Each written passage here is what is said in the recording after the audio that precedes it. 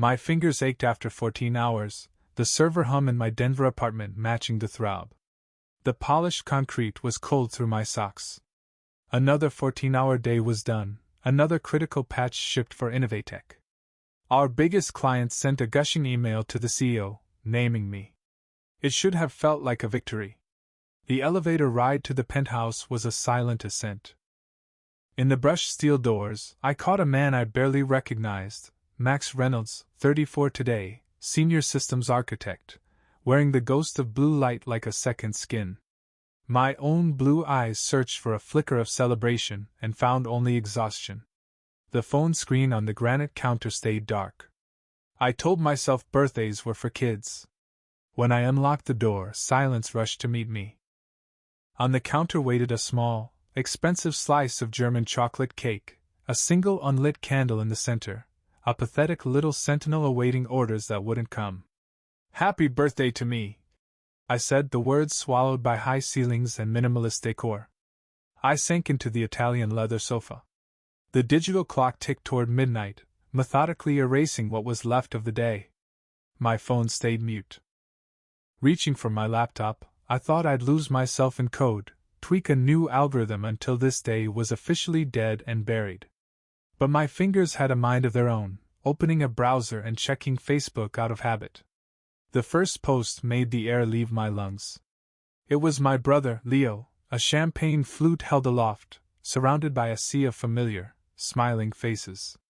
Behind him, a professionally printed banner read, "Congratulations, Leo. The newest partner." My father's arm was slung around Leo's shoulders, his face radiating a pride so intense it felt like a physical force even through the screen. My mother was on his other side, beaming up at her son, her golden boy. The timestamp was from 6 hours ago. My birthday. I scrolled, each new photo a fresh twist of a knife I didn't know was still so sharp. Dozens of them. The entire extended family was there. Aunts, uncles, cousins I hadn't spoken to in 5 years. All gathered at my parents' Cherry Creek home, celebrating Leo. The comments blurred as I read them. "So proud of our superstar," my father wrote. "The Reynolds family legacy continues," my mother added. My hand was trembling as I closed the laptop. They didn't forget my birthday, they chose to celebrate someone else instead. The memories surfaced, unbidden and unwelcome.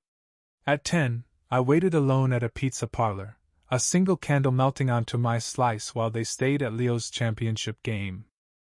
They promised they'd be back in time. They weren't.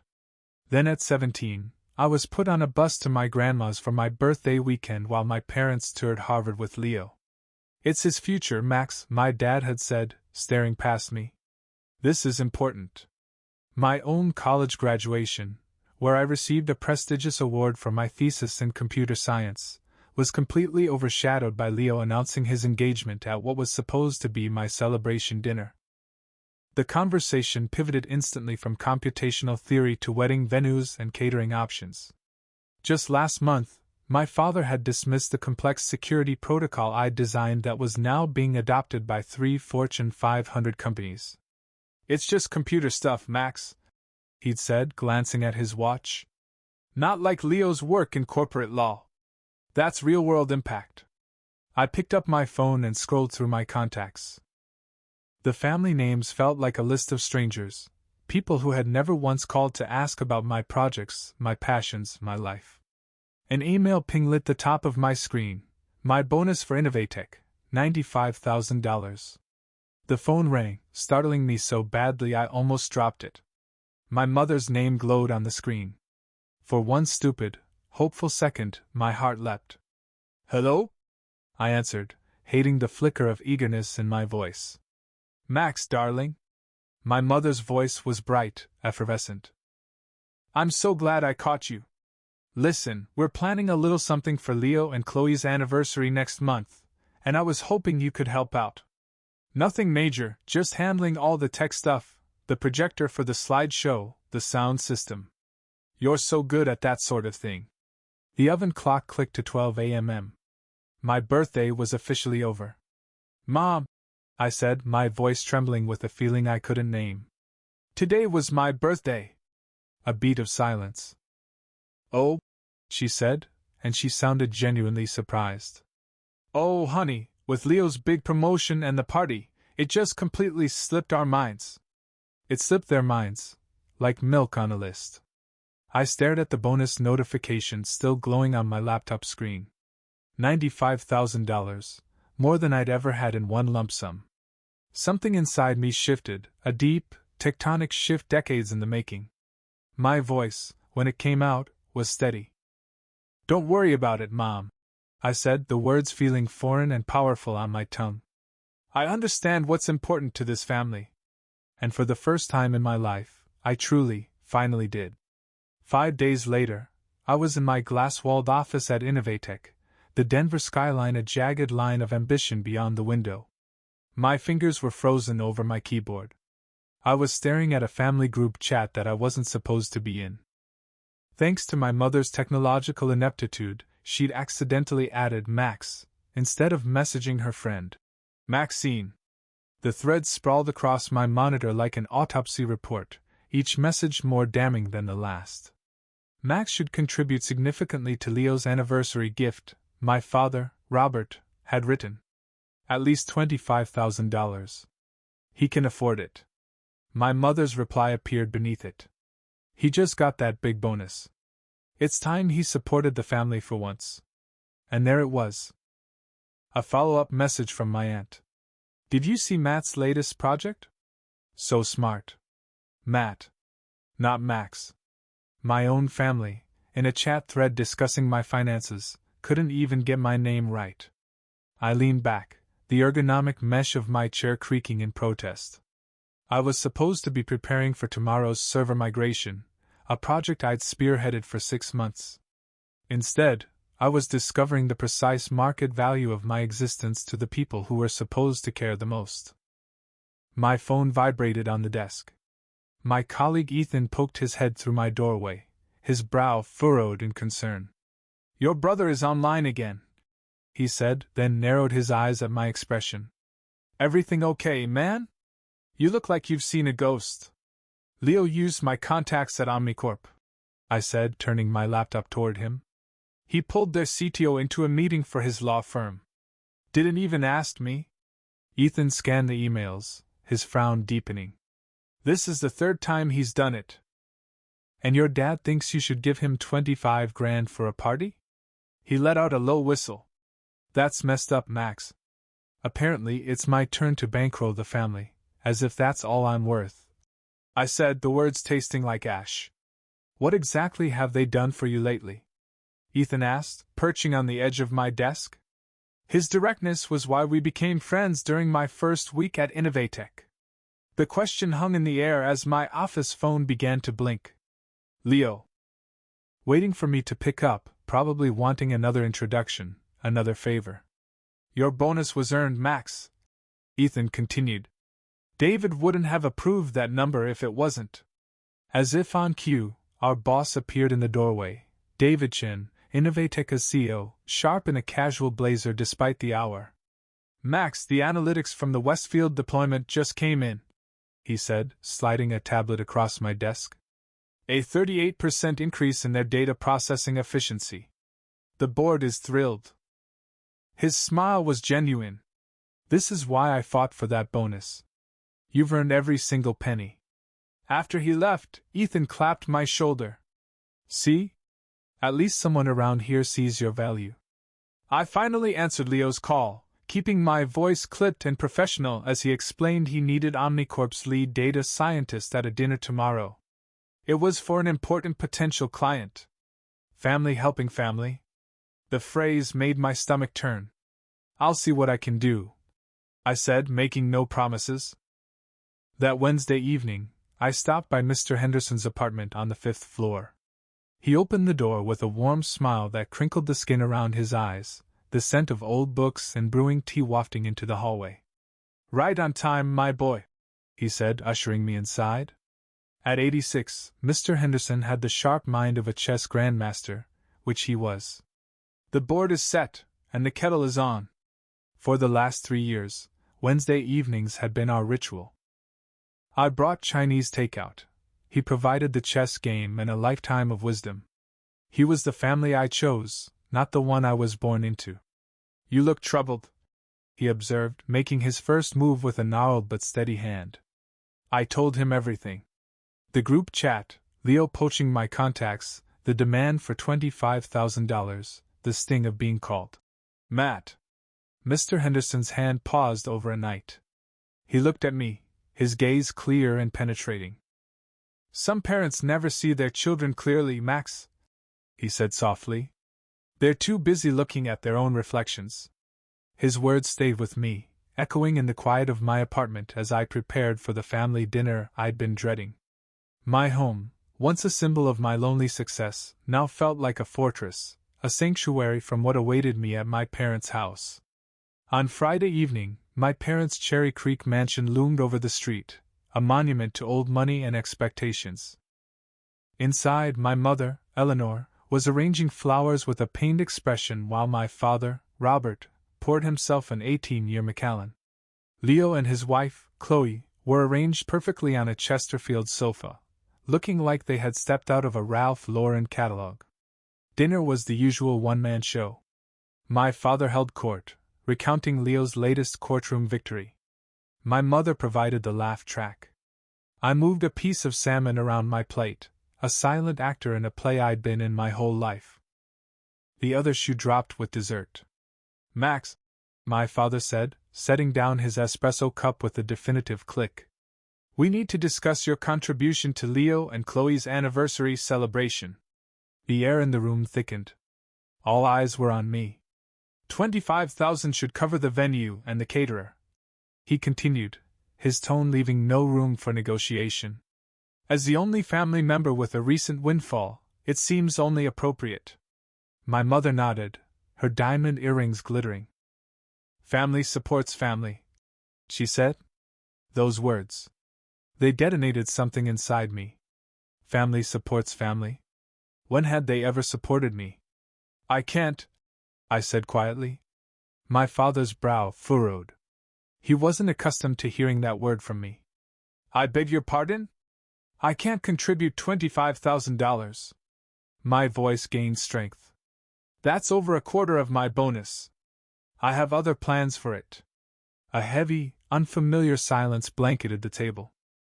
No one in this room had ever heard me say no. What other plans?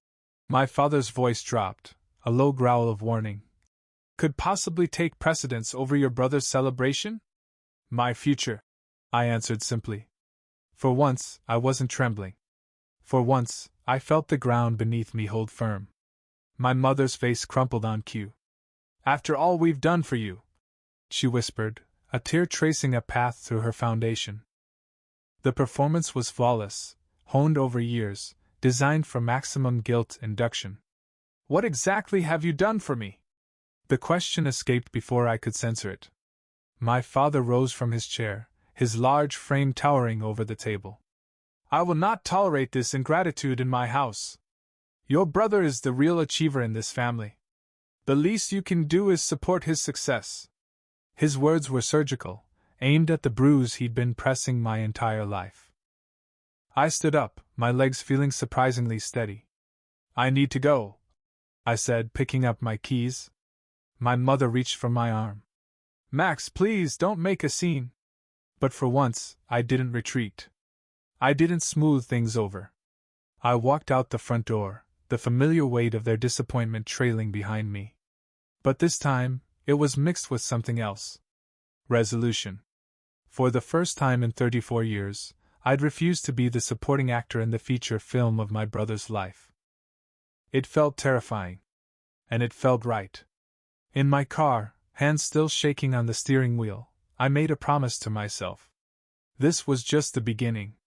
The calls started the next morning. My mother rang every day at precisely 7:15 a.m. I started leaving my phone in the living room while I made coffee. Max, sweetie, this rebellious phase needs to end. Her voice would echo from the speakerphone as I got ready for work. Your father is beside himself with worry. Mom, I'm not rebellious. I'm 34. Then why are you trying to break our hearts? After everything we've sacrificed for you. The question, the sheer audacity of it, stopped me cold one morning. What exactly have you sacrificed for me? A genuine, shocked gasp. How can you even ask that? We gave you everything. I have a meeting. I have to go. I hung up before she could launch into her next monologue. By afternoon, my father strode through Innovateca's glass doors, his bespoke suit and thunderous expression turning heads in our open-plan office. Ethan caught my eye from across the floor, mouthing, "Code Red," before tactfully making himself scarce. I intercepted him near the reception desk. "Dad, this is my workplace. Then you should conduct yourself like a professional," he boomed, his voice carrying to the nearby workstations. "Professionals never shirk their duty to family," he said, his way of telling me I owed them. "Lower your voice," I hissed, guiding him toward an empty conference room, hyper-aware of the curious stares. "What do you want? Your mother hasn't stopped crying. Is that what you wanted? To punish us because we missed one birthday?" The casual dismissal of 2 decades of neglect lit a fire in my gut. "One? Try 20 years of birthdays, graduations, and accomplishments you either ignored or downplayed. You always exaggerate," he said, waving a dismissive hand. "The point is, Leo deserves our support. 25,000 from your bonus is more than fair." My work phone buzzed on my hip.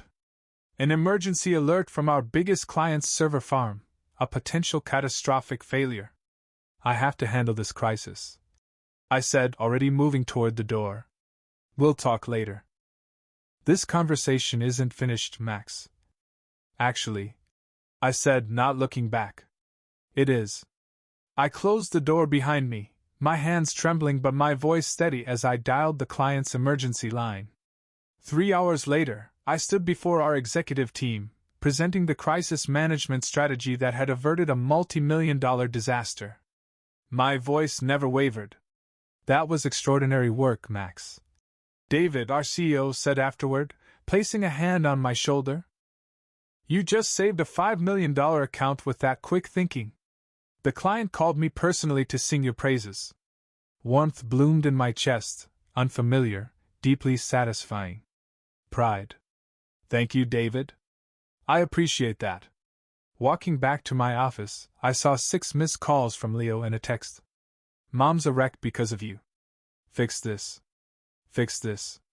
I silenced my phone and turned my attention to the flood of congratulatory emails from colleagues and the client. The contrast was a slap in the face. At work, I was essential. At home, I was an ATM and a tech support hotline. 3 weeks after my birthday, I sat alone in a corner coffee shop, laptop open, a half-eaten croissant beside me. I wasn't coding or checking email. I was searching. Mountain property, Grand Lake, Colorado. The results filled the screen. A 3-bedroom A-frame cabin with huge windows facing the water. A wide, wooden deck. Towering pine trees. The price, $420,000. Possibility swelled in my chest. This could be mine. My refuge. My choice. The next morning, I called a realtor. 2 days later, I stood on that wooden deck, the crisp mountain air filling my lungs as I watched the sunlight dance across the lake's deep blue surface. "The owners are motivated sellers," the realtor explained. "They've already relocated to Florida."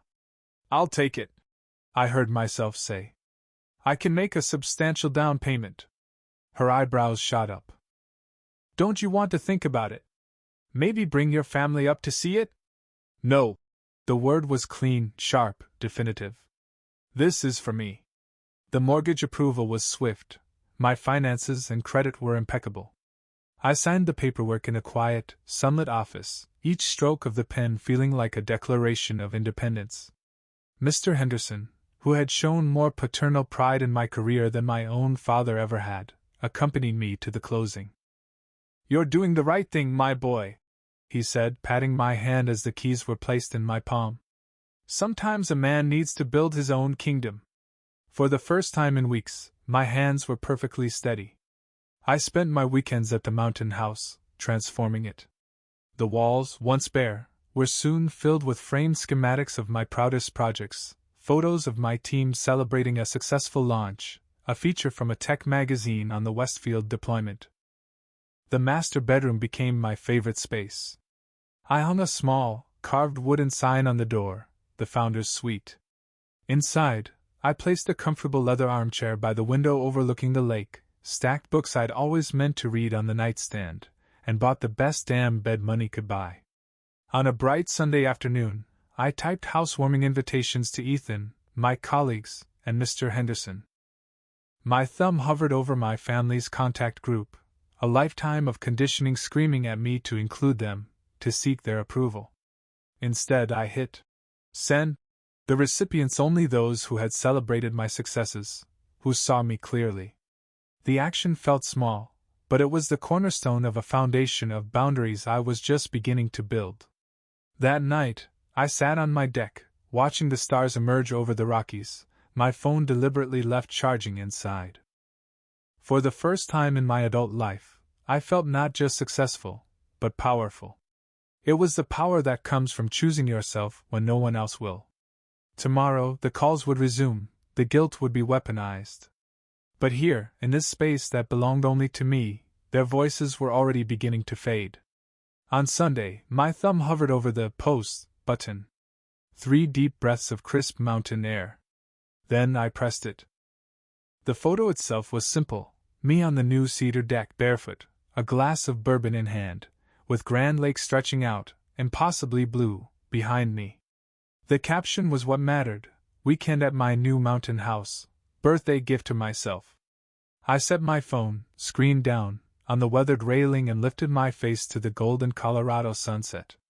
For 20 minutes, I just breathed, watching the light paint the water in shades of orange and pink as birds called from the dense pines. When I finally picked up my phone, the screen was a supernova of notifications. 17 missed calls. 32 text messages. My mother had called 8 times in 15 minutes. I silenced the ringer and slipped the phone into my pocket. Not today. The cabin felt like a fortress I had built for myself, every detail chosen without seeking a single outside opinion. My phone vibrated again, a persistent buzz against my leg. A comment from Ethan appeared on the lock screen. "You deserve this and so much more, man. Can't wait to christen that deck." Monday morning in Denver was met with 6 voicemails from my mother, each one more frantic. "Max, call me back immediately. Where did you get the money for a house? Your father wants to know what you've done. This is completely irresponsible. People are asking questions we can't answer. How do you think this makes us look? Your brother is driving to your office right now. You had better be there." The final message arrived at 10 a.m. "There is a family emergency meeting tomorrow night. We expect you to be there. Do not make this worse than it already is." I deleted them all and went back to my project at the cabin, a bookshelf from reclaimed barnwood. By the afternoon, my work phone rang. It was Ethan. "Dude, your brother just stormed into the office looking for you," he said, his voice low.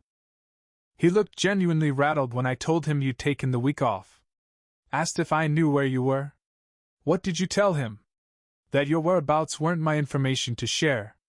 He gave me that Reynolds glare, you know, the one that implied I was being unreasonable for respecting your privacy." I let out a short, sharp laugh. "Thanks, man. Don't thank me yet. He cornered Sarah from accounting, who mentioned you'd been talking about the mountains.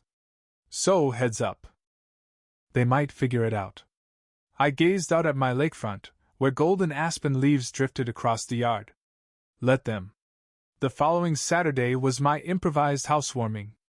Colleagues from Innovatech arrived with bottles of good whiskey and genuine smiles. My boss, David, brought an expensive bottle of scotch with a handwritten note, "To celebrating your own success. Well earned." We toasted on the deck as sailboats drifted by. Mr. Henderson arrived last, carrying a beautiful, handcrafted wooden chessboard. "For your new kingdom," he said, his eyes twinkling. "Every king needs a proper board." I blinked back sudden tears as he clasped my shoulder. "I'm proud of you, son." We grilled steaks and drank beer. Someone put on a classic rock playlist. I took pictures of everything, friends laughing on the new furniture, the sunset reflected in the large windows, Mr. Henderson teaching Ethan a clever opening move. I posted these photos, too, each one a quiet testament to the family I was building, a stark contrast to the one I was born into. Sunday evening, my father texted, "Where did you get the money for the house?" Answer immediately. I poured another glass of bourbon and didn't respond. On Monday, I returned to work, and it was clear the family gossip network had been working overtime. My cousin Elaine called, her voice a conspiratorial whisper. "Everyone is talking about your lake house," she said. "Aunt Eleanor is beside herself. Uncle Robert tried to call a family meeting, but you weren't there." "I was busy staining my deck," I replied, surprised at my own calm. "Max," she paused for dramatic effect. "People are saying things." "What things?" "That you've been hiding money. That you're having some kind of mental breakdown. That this is all because you're jealous of Leo's success." I laughed then, a real, deep laugh that seemed to come from a new place inside me. "That sounds exactly like something my family would say." The call I had been waiting for came on Thursday night. "My mother," I answered, settling into an Adirondack chair on my porch in Denver. "Maxwell Thomas Reynolds," she began, her voice tight with controlled fury. "This has gone far enough. The Hendersons, the Clarksons, even our pastor has asked about your situation." "My situation?" "This attention-seeking behavior. Buying a house without consulting us. Posting all those photos. People are asking questions." I rocked gently, watching the city lights begin to twinkle. "What questions?" Her voice dropped to a pained whisper. "Why you would need to buy yourself a birthday present. Why we weren't there to help you celebrate. It's creating a very uncomfortable position for this family." "How interesting." I kept my voice light. "It's almost as if actions have consequences. We need to fix this." Her voice hardened. "I am organizing a family dinner for Sunday night. Your father and I will explain that this was all a misunderstanding. That we have always supported you. The old me would have caved to keep the peace. He didn't live here anymore." "I'm available Tuesday," I said instead. 7 o'clock. "And I'll be bringing some photo albums." "What photo albums?" I smiled into the darkness. "The ones I've been keeping since I was 10 years old. The ones that document everything." For the first time in my life, my mother was speechless. On Tuesday, the stone steps leading to my parents' front door felt like an ascent to a tribunal. I gripped the 3 thick photo albums against my chest, my knuckles white.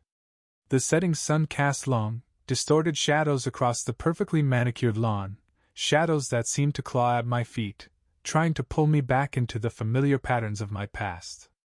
I rang the doorbell instead of using my old key. Tonight, I was not a son.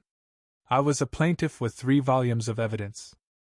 My father opened the heavy oak door, his 6'2" frame filling the entryway. His silver hair was perfectly styled, his expression grim. His eyes flicked from the albums in my arms to my face. "You're late," he grunted, turning his back on me. No hug. No welcome. Just an immediate critique. I followed him into the grand foyer where my mother waited, a tissue already clutched in her hand. Her eyes were puffy, her makeup expertly applied to suggest she'd been crying for days without actually smudging her mascara. "Max," her voice broke on cue. "We've been so worried." I didn't respond. The script was tired, her tears the opening act to my guilt and eventual capitulation. Not tonight. Leo emerged from the living room, a whiskey glass in hand. He stopped when he saw me, his usual easy confidence replaced by a flicker of uncertainty. I held his gaze until he looked away first. "Dinner is getting cold," my mother said, gesturing toward the dining room. The table was set with their finest china and gleaming silverware, an arsenal of civility. I placed the albums on the mahogany sideboard and took my usual seat, opposite Leo, in the shadow of my father at the head of the table. "Your mother made your favorite," Dad announced, serving himself a large portion of beef Wellington. It hadn't been my favorite since I was 16. It was, however, Leo's. "Let's just get to the point," I said, leaving my plate bare. "I know why I'm here." My mother sighed theatrically. "Max, sweetheart, we're just concerned. This impulsive decision, buying a house without talking to us." My father cut in, "It makes the family look weak, like you can't manage your money, as though their reputation was all that mattered." "It was my bonus money," I stated calmly.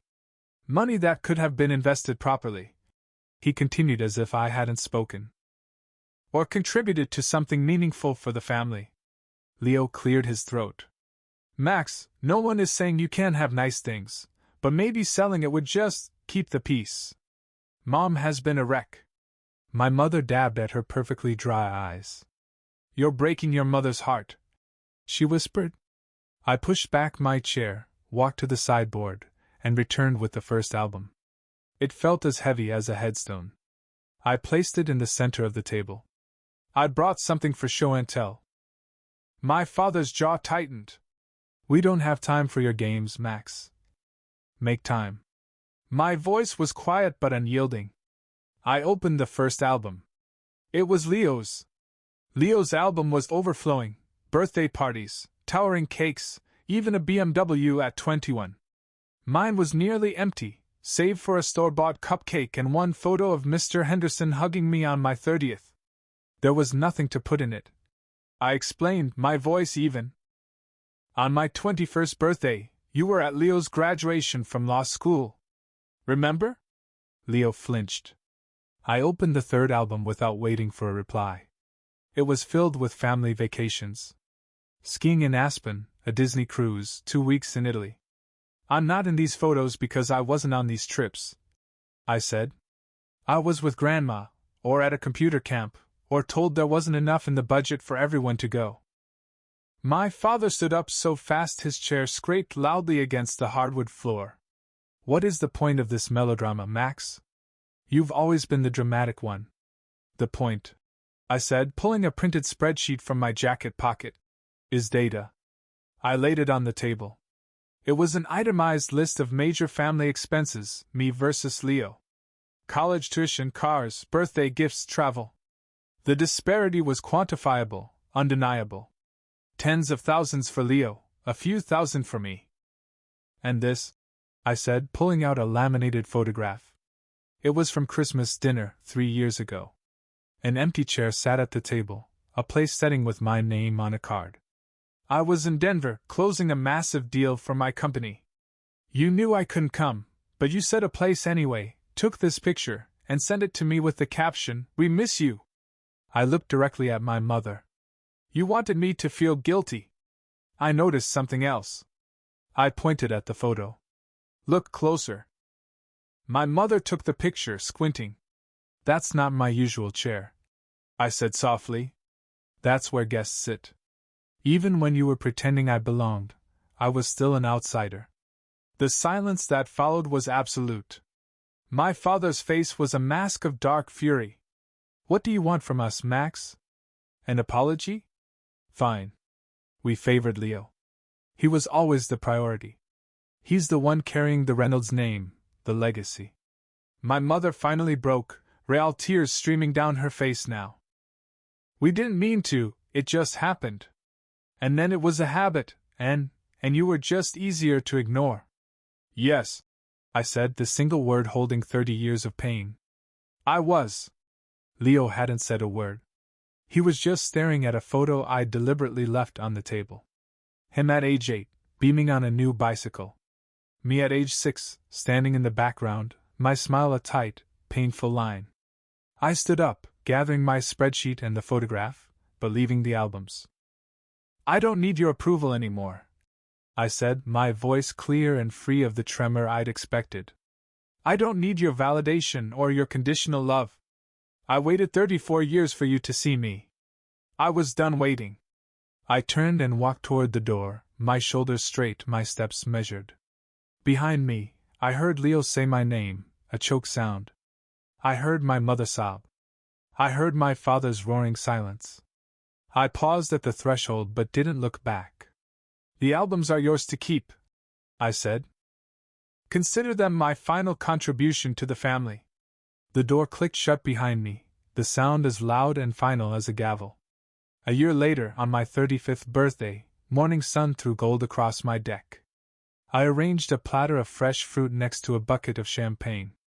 35 candles waited on a cake that Ethan had insisted on baking from scratch. Need a hand? Ethan called from the sliding glass door, balancing a tray of pastries. Just put those anywhere, I said, smoothing down my linen shirt. My life was almost unrecognizable from a year ago. That birthday had been spent in silence. Today, my deck was filling up with friends, colleagues, and neighbors, all here to celebrate me. My phone buzzed with texts. The promotion to Director of Engineering at Innovatech had been announced yesterday. The timing felt like poetry. The lake sparkled, a perfect mirror of the clear blue sky. My therapist, Dr. Anya Sharma, would call this integration. Our sessions had helped me untangle the knots of generational patterns. Breaking them, she'd said, takes courage. Courage looked like spending Thanksgiving skiing with friends instead of at my parents' tense dinner table. Courage looked like muting the family group chat. Courage looked like building my own traditions. To Max, Ethan raised his mimosa. To the man who taught us to build our own damn kingdoms. Glasses clinked. Laughter echoed over the water. I soaked in the warmth of genuine affection, a feeling so different from the hollow performance of my childhood. Just then, the crunch of tires on the gravel driveway announced an unexpected arrival. I recognized the sound of that engine, my brother's BMW. Leo stood awkwardly at the edge of the deck, holding a flat, rectangular package wrapped in plain brown paper. The cheerful chatter of the party faded slightly as he approached. Sorry to crash, he said, his eyes scanning the happy crowd. I wanted to give you this in person. We hadn't spoken since the photo album dinner. He'd watched his entire family narrative get dismantled by facts and evidence. Join us, I said, and was surprised by how much I meant it. Later, as the party mellowed, Leo and I sat at the end of the dock, our feet dangling over the water. The package rested between us. Therapy has been eye-opening, he admitted, not looking at me. Dad still refuses to go, but Mom is trying. She talks about you differently now. And you? I asked. He finally turned to me. I never saw it. Not really. Not until you laid it all out. How they erased you while they were building me up. He pushed the package toward me. Open it.